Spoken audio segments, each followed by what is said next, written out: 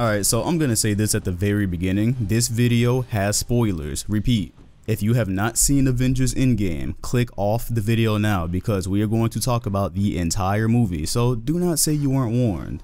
And now that that's out of the way, today is April 26th and Endgame has officially happened for me. And it's about to happen a second time because in an hour I'm going to see it with family. Last night at about 10 I went to see it with friends. And I am just beyond happy to say that I lived to see the entire Infinity Saga, every single movie, dating back to when I was in like the 7th grade, before I even knew what Marvel was or cared what Marvel was, back when I was just going to see these films just as superhero films. When I first saw the Iron Man and the Hulk, I didn't know they were connected.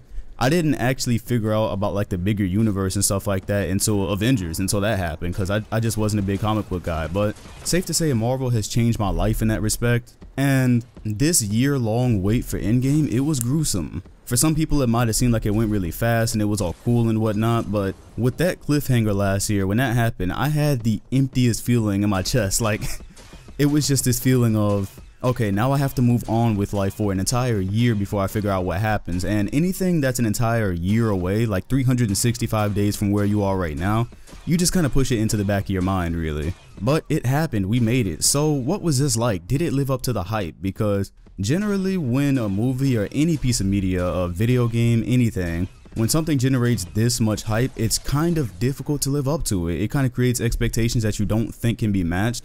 And I think it is fair to say the end of this movie completely matched the hype. The beginning acts, not so much.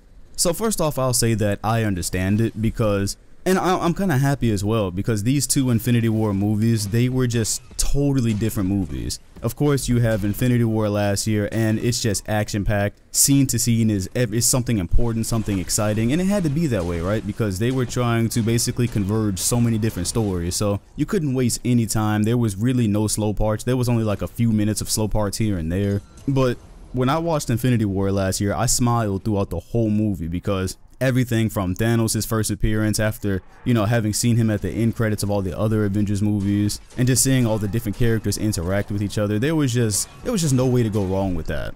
And the pacing, like I was watching it with my brother yesterday in anticipation for Endgame, and I was just telling him how, you know, it's going to be really hard for Endgame to duplicate this. They're not even going to really try to duplicate it, obviously, because of what happened, but just that shock factor and everything, I knew that Endgame would not live up to that just because of the type of movie it seemed like it was going to have to be. And so we get to Endgame and it pretty much picks up where the last movie left off.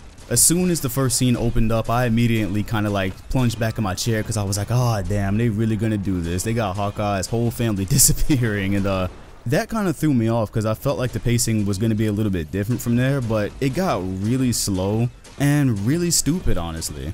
I'll say, first of all, before I even saw the movie, I kind of hate that I just could not stop scrolling Twitter because I started seeing people's opinions long before, and everyone said the same thing. Even Shady, if you guys know him, the 2K YouTuber, everyone said the same thing. They said that the first 2 hours of the movie are just kind of meh, but then the last hour just goes from 0 to 100, and it is the coolest shit you will ever see in your life. And you guys have seen it if you're here because obviously you don't want spoilers. I already said that. But I'm not gonna lie, being that I saw this movie at 10 o'clock at night because that was really the only time I could get good seats, or me and my friends could get good seats, it was a thing where I was struggling to stay awake because when I go see movies, and the movies I go to, they have like nice reclining chairs and comfortable like couch seats, so it's already difficult to kind of stay awake. And so I was having a little bit of a difficult time, whereas last year I saw Infinity War at like 10 or 11 o'clock, and of course, like I said, I'm not joking, I'm not exaggerating, I smiled the whole movie and I was wide awake. So with this one, I think, I don't know, it's just that Avengers only really works one way.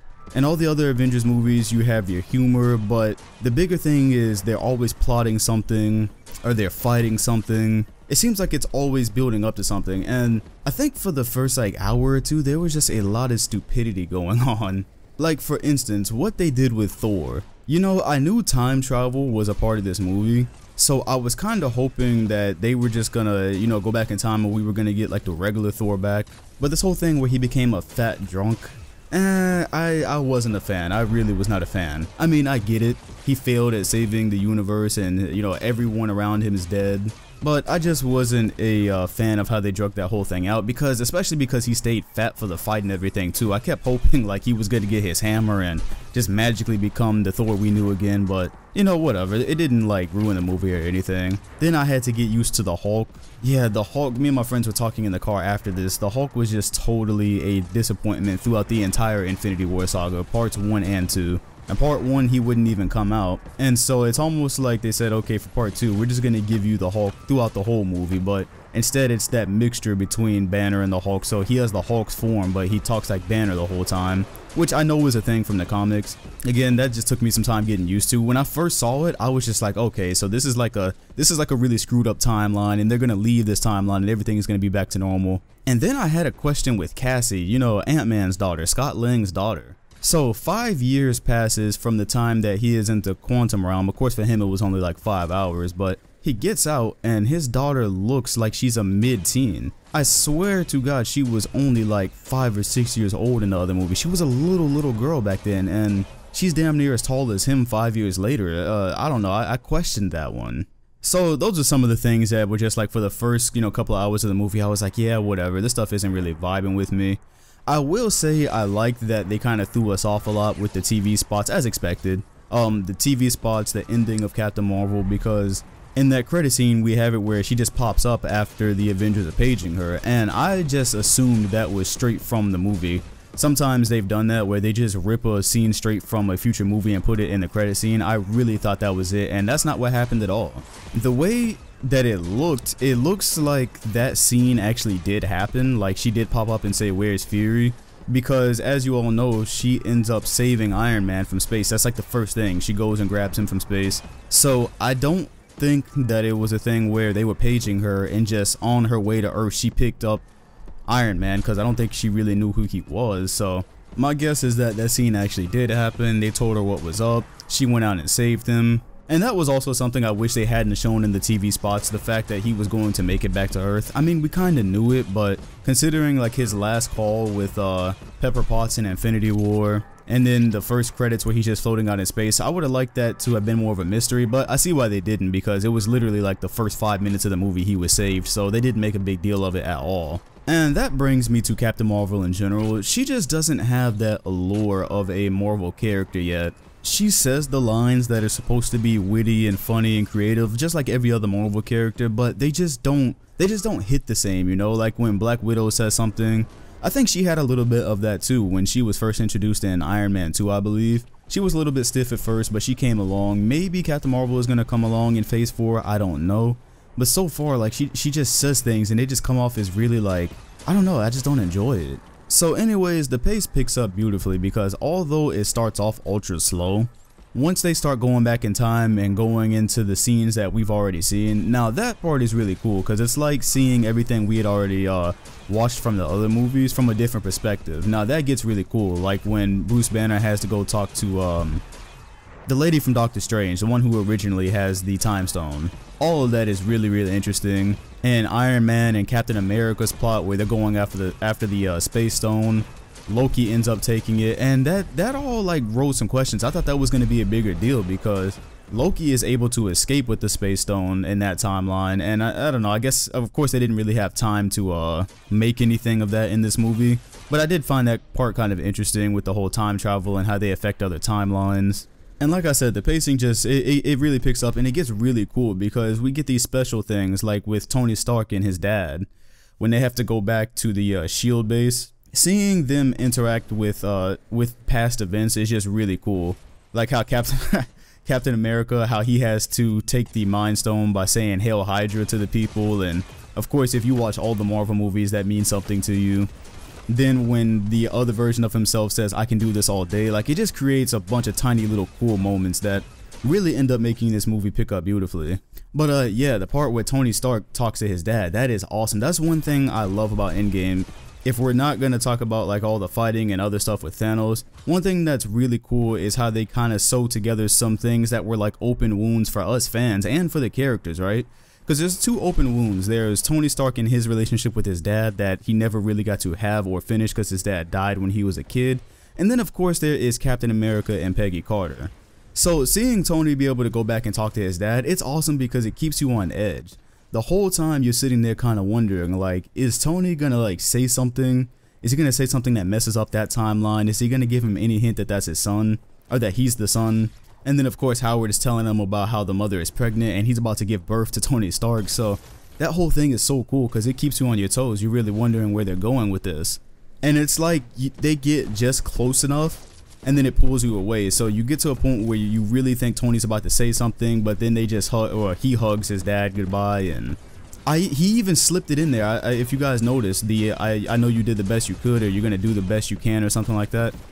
That was from the Avengers. No, not the Avengers, sorry, Captain America Civil War, where he has that little vision or whatever with the technology he created, and he's replaying the last conversation that he wishes he had with his dad, and he tells him, I know you did the best you could.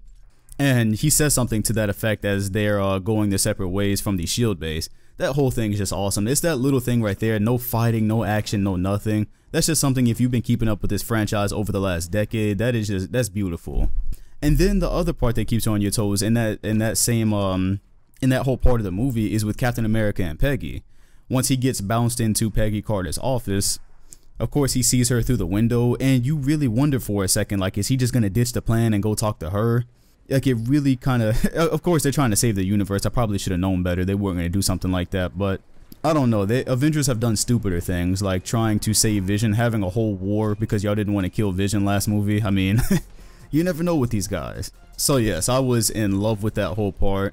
So yeah, those were cool missions. Although, like I said, I'm not a fan of what they did with Thor this movie. I did really like his mission and going back and talking to his mom. And although it was a day that she was going to die, she absolutely did not want to know what was going to happen in her timeline. She knew he was from the future. She knew his bullshit. That whole thing was just really awesome. And I'm glad it happened the way it did, because my fear the whole time was that Thor was going to get so caught up in trying to stop his mother's death that it was going to mess something up. And I didn't want to see that, because I was like, come on, man. Like, the fate of the universe is on the line here. I understand it because he's lost everything, and his mother was one of the things that he lost that hurt so bad. But I was like, come on, man. We about to ruin this whole mission for something that you know you shouldn't be doing. So anyways, yeah, that whole part with him and Rocket, that was awesome. And it culminates in everybody getting their stones, which I didn't think was going to happen. That was another thing. Like I said, this movie kind of keeps you on, or it does keep you on your toes.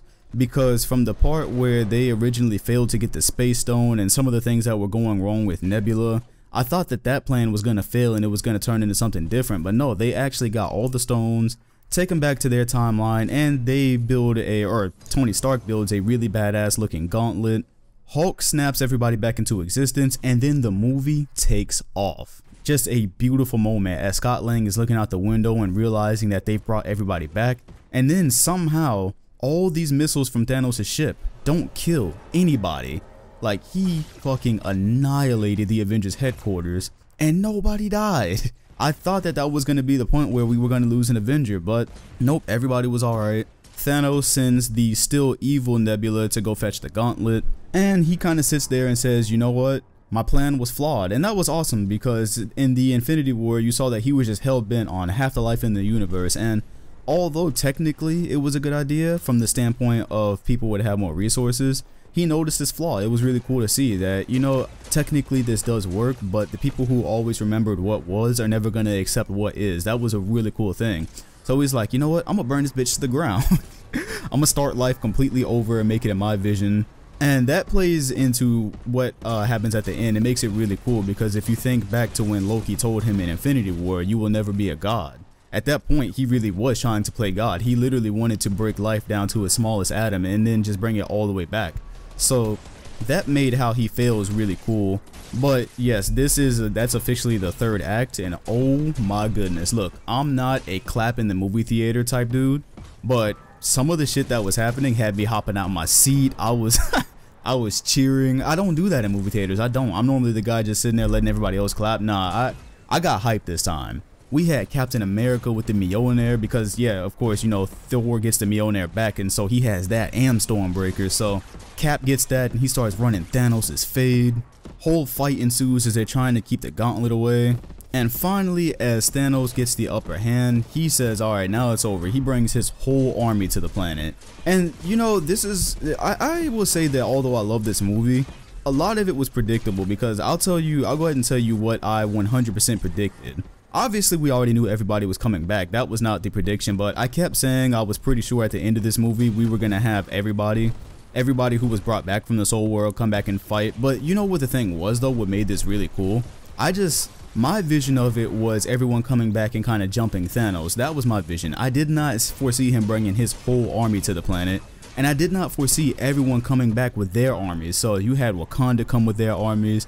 You had Doctor Strange bring everybody, all the wizards from his place. Valkyrie had all her people.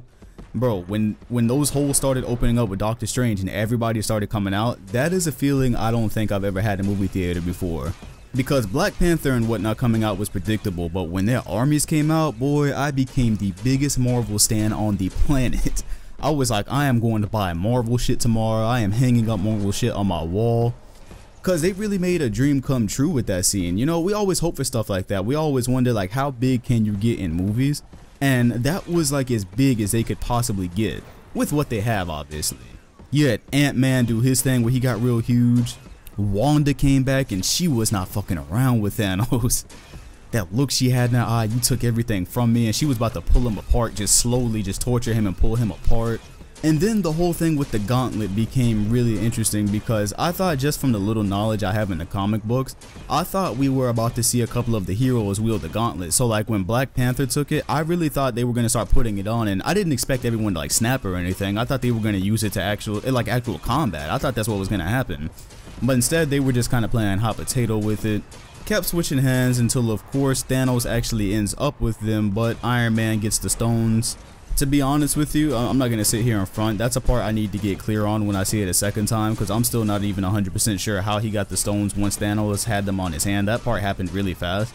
And then the movie theater clapped. Everybody clapped because Iron Man officially wielded all the stones. And see, this is where expectations versus reality kind of hit. Once he had the stones, I thought he was just about to take off on Thanos. I thought he was about to actually use the stones. And he did, just not in the way I expected. He snapped. He snaps Thanos' army away, snaps Thanos himself away, and that part was really cool. I thought that was the perfect way to kill Thanos, because just seeing him get stabbed or, you know, blown up or whatever, that wasn't really, I don't think any of that would have been satisfying. Like last year in Infinity War, when he got stabbed with Stormbreaker, I actually felt disappointment before I knew what was going to happen. Because when Stormbreaker hit him in the chest, I was like, wow. We went through this whole movie, this whole plan and everything just for him to get hit in the chest and that be the end. Like, this almighty Thanos we've been building up to with all these movies is gonna die from a stab in the chest, and then he snapped and lived. So that was very awesome thing. But I think his death is really, it's as satisfying as it could be, right? You don't really know what you want or how you want Thanos to die or if you want Thanos to die, but it was perfect because he had to sit down and actually just put his head down and realize that he was not a god, that he was vulnerable. And one of the best villains ever really has to just bask in his own failure as you watch him fade away. I think that's about as satisfying of a death as you could possibly get with him. Maybe predictable, maybe some of you kind of, you know, knew that he was going to fade away because everyone else faded away and it was like poetic justice. Maybe you kind of knew that was going to happen. But it's just awesome because they give you like 10 or 20 seconds where he's just sitting there and you don't know if he's actually gonna, if anything's going to happen to him. And then he puts his head down in failure. And it just goes back to that part where Loki said you'll never be a god. He truly wasn't. He was vulnerable just like everybody else. But of course, that snap cost us Iron Man. And the moment I knew he was going to die is when he said, I am Iron Man before he snaps. I knew that was the end. And boy, the feels hit. You know, the only time I've ever cried in a movie theater was 2015 with Fast 7. Paul Walker scene at the end, but that's because he died in real life. So I had always said, like, if something hasn't happened to a character in real life, I'll never cry. I got close with Iron Man though. I'm not gonna lie, I didn't cry. I did not cry at the end of Endgame. But I got close because the whole time I'm sitting there watching him and everyone's kind of like saying their goodbyes to him, and they send his chest piece off that says proof that Tony Stark has a heart.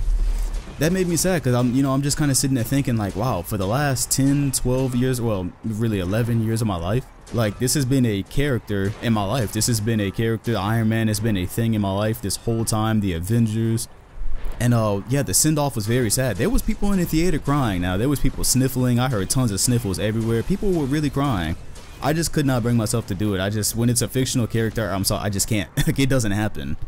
But no, I felt it though. I did feel sad about that. I also felt like it was very predictable though, because coming into this movie, I full on accepted that either we were going to have Iron Man die or we're gonna have Cap die. I didn't expect Thor to die because, I don't know, I just didn't see it with him. I can't fully explain why I didn't think he was gonna die.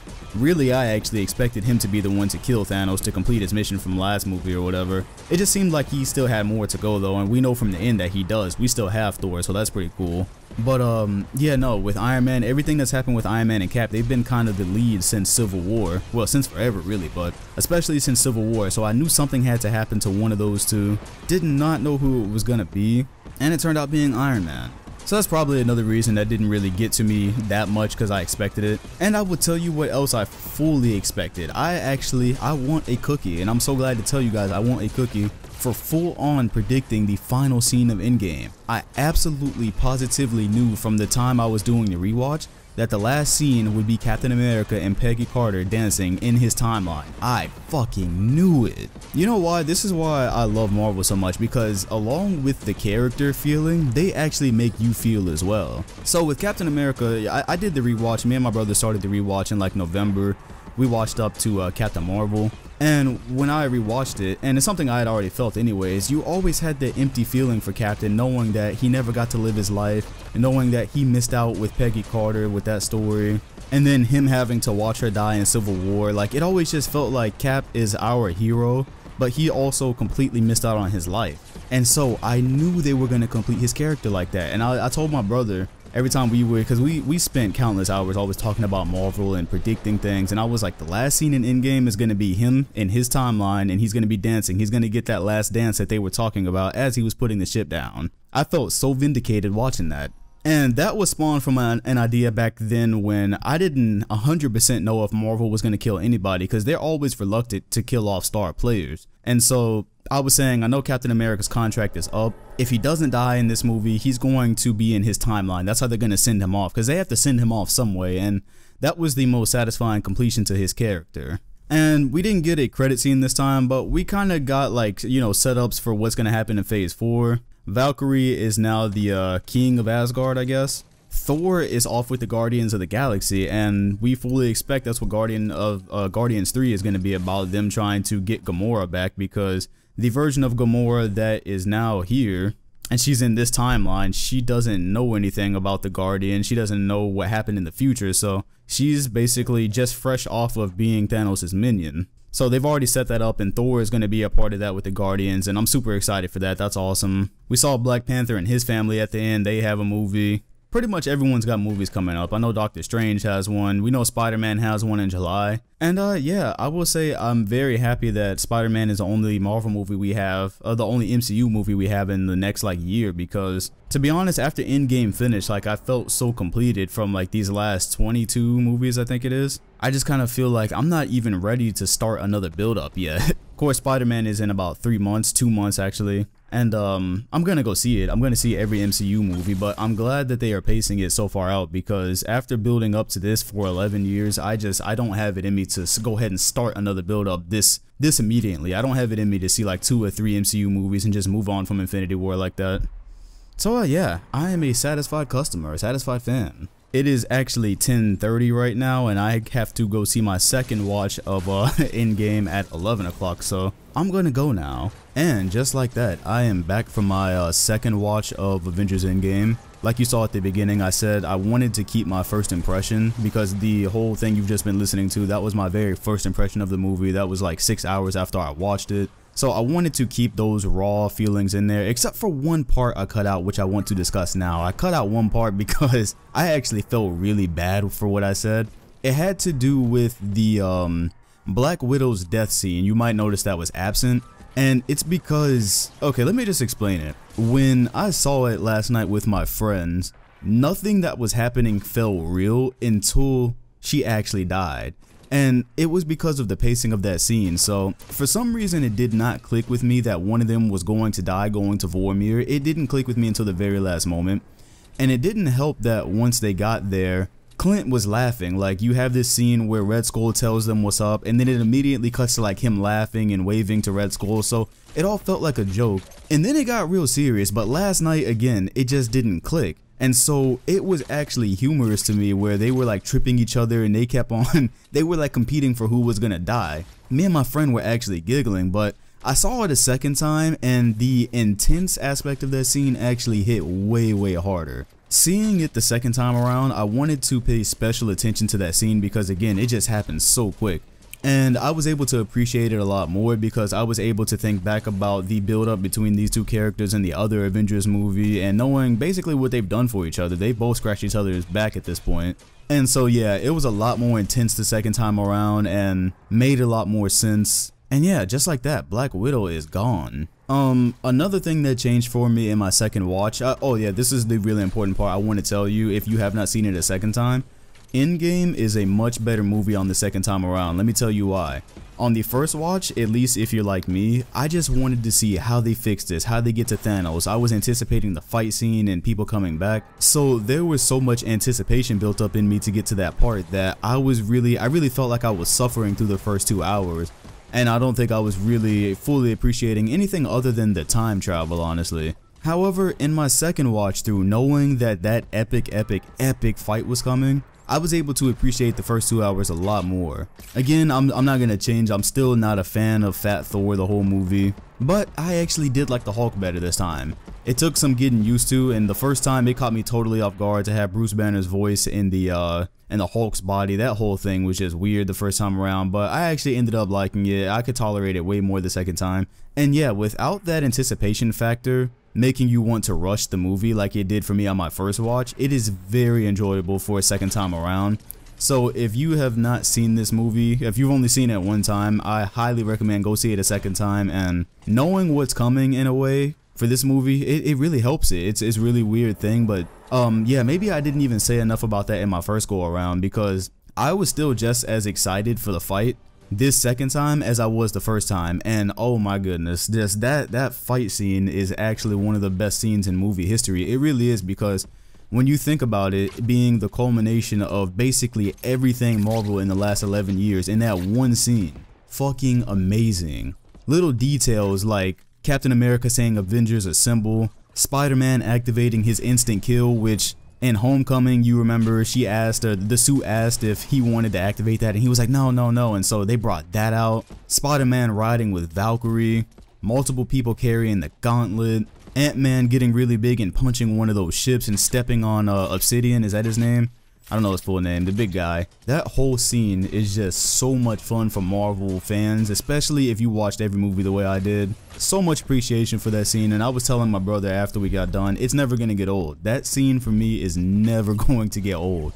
Whenever it comes out and it's on YouTube and you can watch that clip, you know, back to back, it's never gonna get old, I'm sorry. And I will also reiterate that watching Thanos have to accept his failure and fade away is one of the most satisfying things, even the second time around. And I just also wanted to note how his character changed as well, because his first plan, I think a lot of us could kind of, I don't know if sympathize is the right word, but we could understand his first plan, because the thing that's always been beautiful about his character is that you're always partly questioning in the back of your mind, is he wrong? There's a way to kind of justify what he's talking about. But when he evolved that plan into just getting rid of life totally and starting over, I think that's where he really bordered onto psychotic.